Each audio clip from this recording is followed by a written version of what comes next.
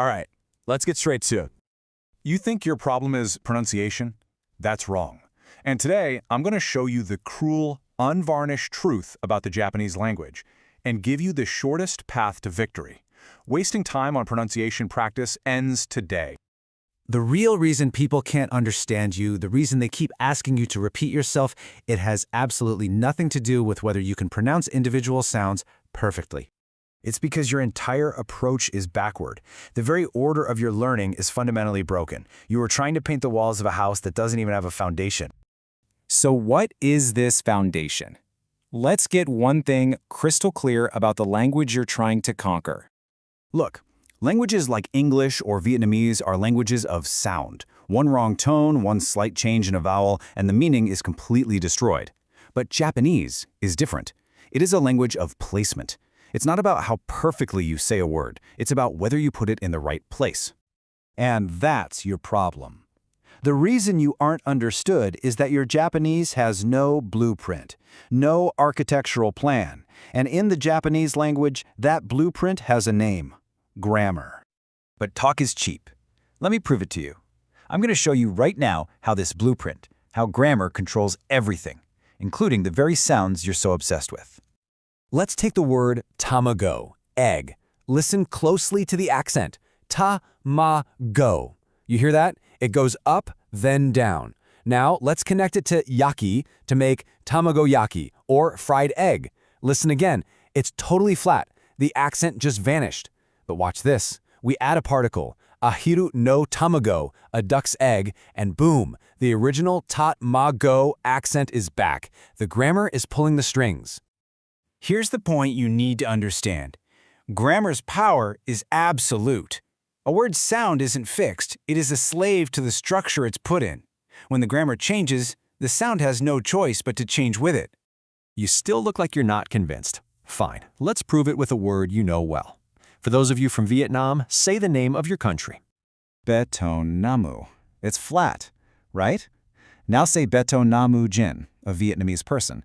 Still flat. Adding Jin doesn't change a thing. Easy enough. Okay, now what about this? Kita Betanamu. Whoa, what just happened? The second we added kita for north, the entire rhythm changed. Betanamu was supposed to be flat, but when it combined with kita, the sound suddenly started jumping up and down. This is the power of grammar. See, memorizing the flat sound of betanamu is completely useless if you don't know the rule for what happens when kita gets attached. You don't learn the sound, you learn the rules of how words connect. Think of it like this. In Japanese, grammar and intonation aren't two different subjects. They're lovers. They are an inseparable pair, bound by destiny. You cannot have one without the other. You must build the skeleton of grammar first, before the flesh of intonation can even begin to take shape.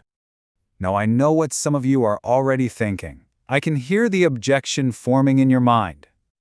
But sensei, Japanese people drop particles all the time. They say stuff like, watashi kita betanamo yori taberu. And yes, we do. But do not make the fatal mistake of thinking you are doing the same thing.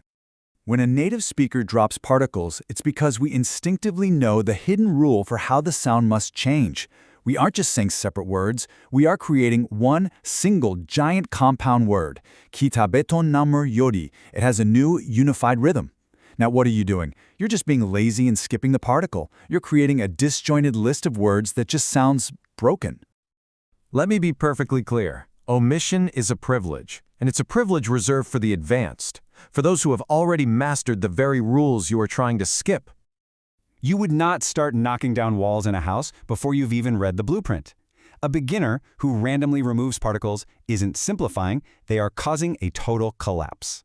For now, your mission is simple. Put in every single particle, every single time. Now look, I've been harsh, but I need you to hear this. It's not your fault. I know why you were into pronunciation practice. Repeating sounds after a teacher is easy. It feels like you're making progress. Grammar is hard. It's a lonely battle fought at your desk.